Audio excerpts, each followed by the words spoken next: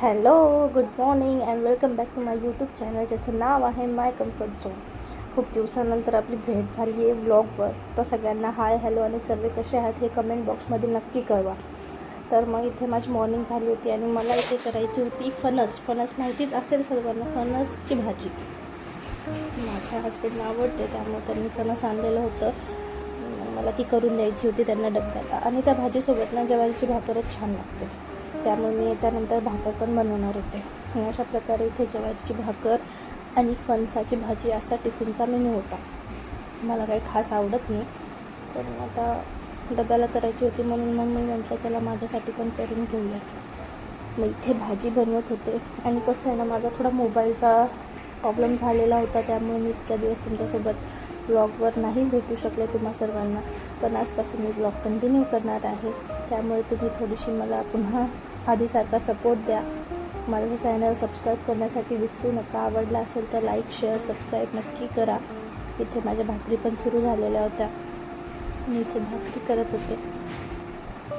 मला इतक्या दिवसानंतर शूट करताना खूप छान वाटत होतं, कारण की मी मिस करत होते. एकदा एक रुटीन लागल्यासारखं झालं होतं, जे मग मध्यंतरी मला काही कारणामुळे माझ्या मोबाईलचा इश्यू आल्यामुळे मला सोडावं लागलं. पण ठीक आहे, जाऊ द्या. आयुष्यात उतार चढाव येत राहतात. फेस करूनच पुढे जावं लागतं. थोडंसं फक्त माणसाजवळ पेशन्स पाहिजे. त्यामुळे मग काय, थोडेसे सबर केला. मग सबर का फल मिठा होता आहे म्हणतात ना, मग तसं मिठा फल भेटलं आणि आपण रिटर्न व्लॉग बनवायला सुरुवात केली. मी इथे माझ्या भाकरीही होत होत्या आणि भाकरी वगैरे झाल्यानंतर मी त्यांची टिफिनही पॅक केली माझ्या मिस्टरांची. आणि मग ते इथून ऑफिसला गेले. त्याच्यानंतर माझं रोजचं रुटीन सुरू होतं. मग खूप दिवसानंतर शूट करत होते. खरंच एक वेगळाच फील येत होता, कारण की खूप वेगळं वाटत होतं. इतक्या दिवस ब्लॉग नाही, रील्स नाही, इन्स्टावर पण जास्त काही ॲक्टिव्ह नव्हते, तर वेगळं वाटत होतं. मग इथे माझ्या बाळाचा जेवणाचा टाईम झालेला होता.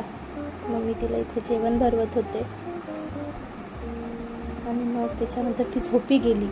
मग म्हटलं चला थोडेसे घरचे काम करू. झाडून वगैरे घेतलं होतं आणि मग इथं फरशी पुसायची राहिली होती, त्यामुळे मग फरशी पुसत होते. ती झोपलेली असतानाच मला सर्व कामं करावं लागतात, कारण की आता ती इतकी चप्पल झाली आहे की ती बेडवर एकटी राहतच नाही आहे. जागी झाली की ती तिकडं पळ सारखं करत आहे. मग ती जागी असल्यावर फक्त आणि फक्त तिच्याकडे लक्ष द्यावं लागतं आणि तिच्यासोबतच राहावं लागतं.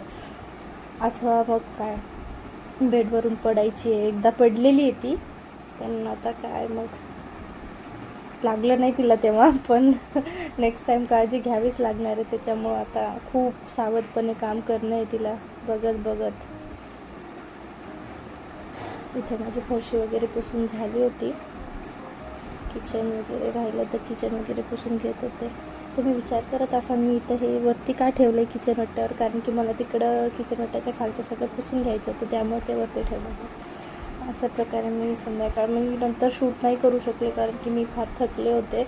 मी झोपी गेले दुपारी आणि इथे मी तुम्हाला डायरेक्ट संध्याकाळी बाय बोलायला आले होते. हे छोटासा ब्लॉग आहे. नेक्स्ट ब्लॉगमध्ये प्रयत्न करेल कुठं काय दाखवण्याचा दिवसभराचं. सध्यासाठी बाय आणि थँक्यू फॉर वॉचिंग.